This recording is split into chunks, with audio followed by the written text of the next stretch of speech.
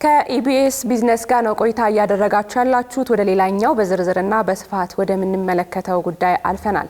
አዲስ አበባ ዓለም አቀፍ የዲፕሎማቲክ ተቋም መቀመጫ እንዲሁም በርካታ ዓለም አቀፍ ጉባኤዎችን የምታስተናግድ በመሆኗ ይህንን የሚመጥን መሰረተ ልማቶች እየተሟሉላት ይገኛል። በዋናነትም የኮሪደር ልማትን ተከትሎ ለሀገር ውስጥም ሆነ ለውጭ ጎብኚዎች የሆኑ ሰፊ ስራዎች ተሰርተዋል። የከተማዋን የቱሪስት መስህብነቷን ለማሳደግ ከሚሰሩ ምቹ ሁኔታዎች ባሻገር ራሱን የቻለ የቱሪዝም ኮሚሽን ተቋም ተቋቁሟል። በአጠቃላይ የከተማዋ ቱሪዝም አቅሞችና እንቅስቃሴዎችን በተመለከተ ከአዲስ አበባ ቱሪዝም ኮሚሽን ኮሚሽነር አቶ ሁንዴ ከበደ ጋር ቆይታ አድርገናል። እሱን ተከታትለን እንምጣ። ጤና ይስጥልን ክቡራትና ክቡራን፣ እንዴት አላችሁ? ኢቢኤስ ቢዝነስ ተጀምሯል። ከዜና ባሻገር መሰናዷችንም በተለያዩ ወቅታዊ የቢዝነስ፣ የፋይናንስ፣ የንግድና ኢንቨስትመንት እንዲሁም በካፒታል ገበያ ላይ ትኩረት አድርጎ ይሰራል። የተቋማት የስራ ኃላፊዎችን፣ የዘርፉ ባለሙያዎችን እየጋበዝን ሰፊ ትንታኔና ማብራሪያ እናሰጣለን።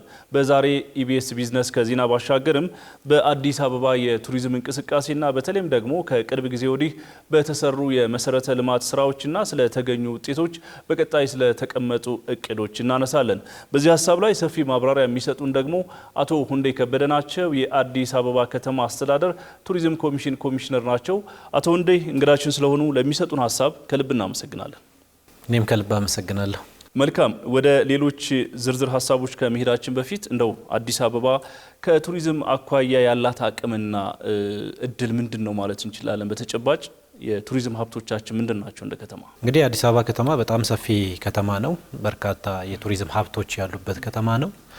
በሁሉም መንገድ ብንል እንግዲህ ዋና የቱሪዝም ሀብቶች የምንላቸው ባህላዊ ሀብቶች፣ የባህል ሀብቶች እንደዚሁም ደግሞ የቱሪዝም የተፈጥሮ ሀብቶች ናቸው። በሁሉም በኩል ብናይ የአዲስ አበባ ከተማ በርካታ የቱሪዝም ሀብት ያለው ከተማ ነው። ስለዚህ ትልልቅ ሀብቶች አሉን። በቱሪዝም መዳረሻም በጣም ወርልድ ክላስ የሚባሉ የቱሪዝም መዳረሻዎች ያሉበት ከተማ ነው። በርካታ ፓርኮች ያሉበት፣ ትልልቅ ዓለም አቀፍ ሙዚየም ያሉበት። ከዚህ ውጭ እንግዲህ መዲናችንን ለየት የሚያደርገው በተለይ በባህል በኩል ደግሞ ትልልቅ ፌስቲቫሎች የሚከበሩበት ከተማ ነው። እንግዲህ በፌስቲቫል ቱሪዝም በጣም የምትታወቅ ከተማ ነች። ትልልቅ ፌስቲቫሎች ከተማችን ላይ ይደረጋሉ። በተለይ በዩኔስኮም የተመዘገቡ በዓላት እንደነ መስቀልን ብንወስድ፣ ጥምቀትን ብንወስድ፣ እንደዚሁም ደግሞ ትልቁ የኢሬቻ በዓልንም ብንወስድ በርካታ ሚሊዮን ቱሪስቶች የሚገኙበት የሚታደሙበት ፌስቲቫሎች ናቸው።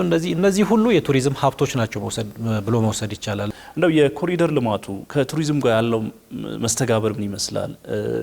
በተለይ ኮሪደሩ ይዟቸው ስለመጣቸው አዳዲስ የቱሪዝም ሀብቶች እሱ ላይ ብናወራ ደስ ይለኛል። ትልቅ ስራ ነው ብዬ ነው የምወስደው። በተለይ ደግሞ ለቱሪዝም ዘርፍ ያለው አበርክቶ በጣም ከፍተኛ ነው። ይሄ ዋና ዓላማው እንግዲህ ከተማችንን ለነዋሪዎቿ ምቹ የማድረግ እንቅስቃሴ ነው፣ ኢኒሼቲቭ ነው።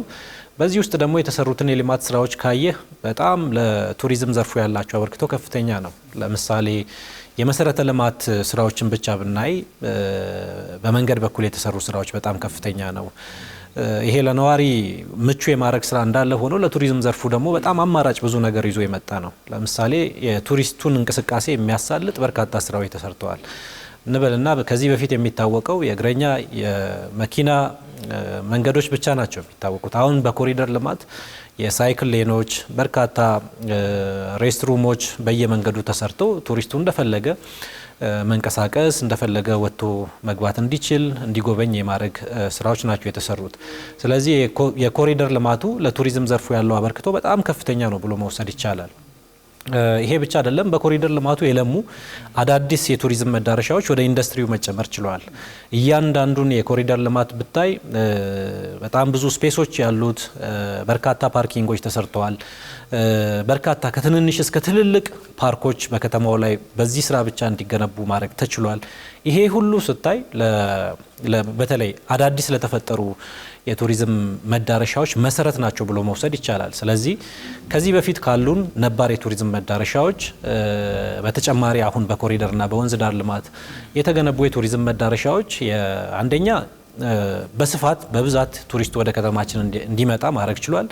ይሄ ብቻ አይደለም፣ የቱሪስቱም ቆይታ ደግሞ እንደዛው እንዲራዘም ማድረግ ችሏል ማለት ነው። ቢኮዝ አማራጭ የሆኑ መዳረሻዎች ስለተፈጠሩ ማለት ነው። ሶ የኮሪደር ልማቱ ለቱሪዝም ኢንዱስትሪው ያለው አበርክቶ በጣም ከፍተኛ ነው ብሎ መውሰድ ይቻላል። ከዚህ ጋር በተገናኘ እንደው እድገቱ በምን ይለካል? ምናልባት በጎብኚ ቁጥር፣ በስራ እድል፣ በገቢ አቅም፣ በተለያዩ መመዘኛዎችና መለኪያዎች እንቅስቃሴው እንዴት ነው አሁን ባለው ሁኔታ? እንደ ምሳሌ ዛሬ 5-6 ዓመት በ2013 ብቻ ወደ ሀገራችን ወደ ከተማችን የሚመጣውን የቱሪስት ፍሰት ብናይ ኦልሞስት 123,000 ማልፍ ነበር።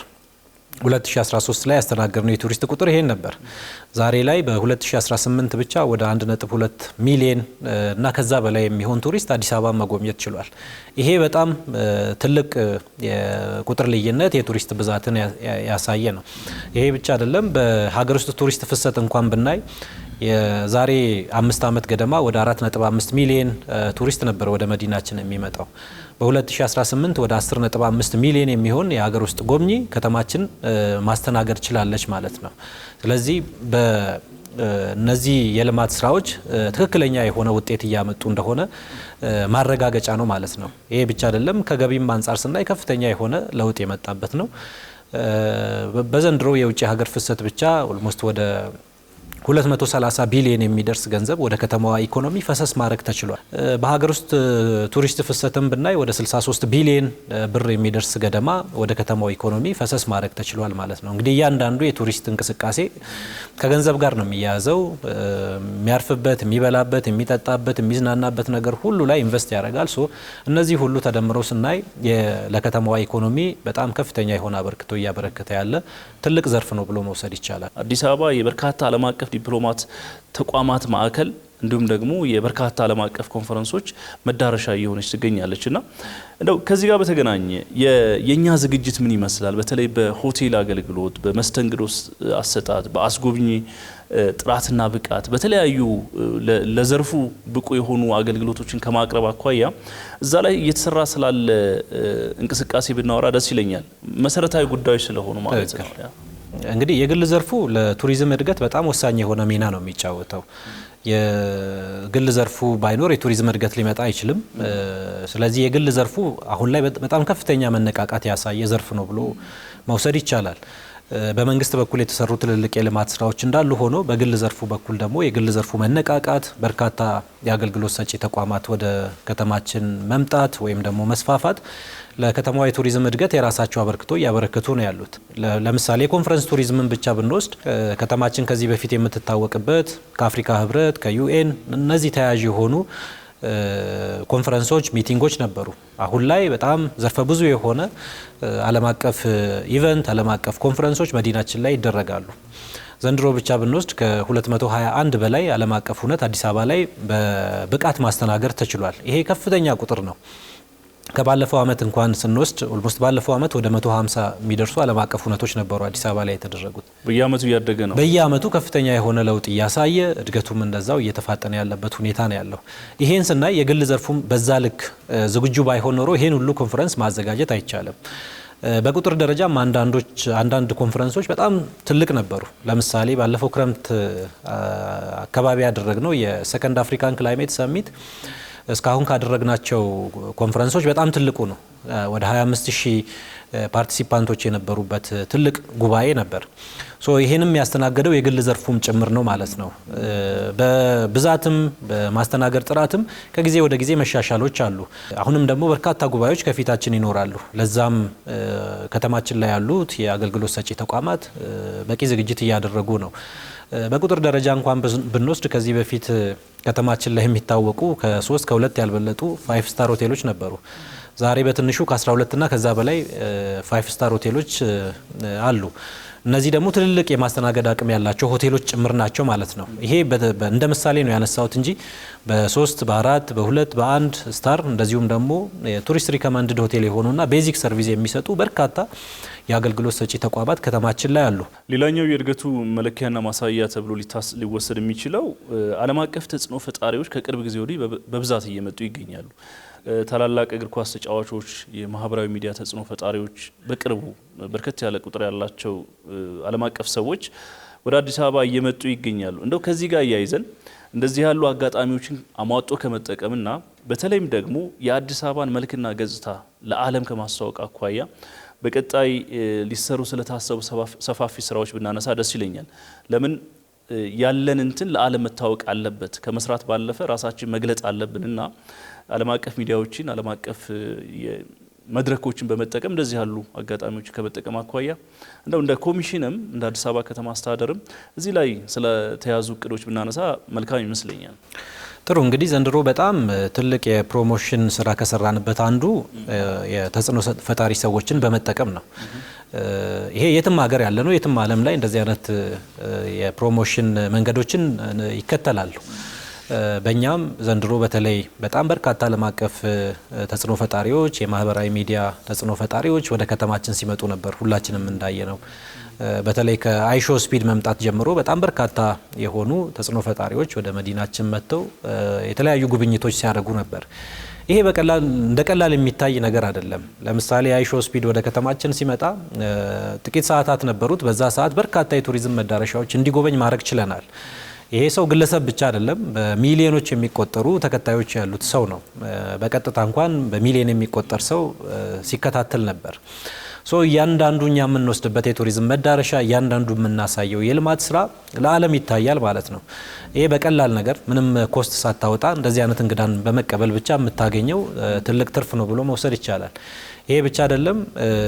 በአፍሪካን ሶሻል ሚዲያ ኢንፍሉዌንሰር ሰሚት ስናደርግ ከ31 አገራት የመጡ ወደ 62 የሚደርሱ ተጽዕኖ ፈጣሪዎች ከተማችን ላይ ነበሩ። እነዚህ በቁጥር ስታያቸው 62 ሰዎች ናቸው። ነገር ግን ከነሱ ጀርባ ያለው በአጠቃላይ ወደ 480 ሚሊዮን ፎሎወር ነበራቸው። እያንዳንዱ እነሱ ሄደው የሚጎበኙት፣ ፖስት የሚያደርጉት፣ ቪዲዮ የሚቀርጹት፣ ለተመልካቾቻቸው የሚያሳዩት ነገር ሁሉ የከተማችንን ገጽታ ከመገንባት አንጻር ያለው ሚና በጣም ከፍተኛ ነው ብሎ መውሰድ ይቻላል። ይህ ብቻ አይደለም። እነ ዴይላን ሲመጡ ነበር።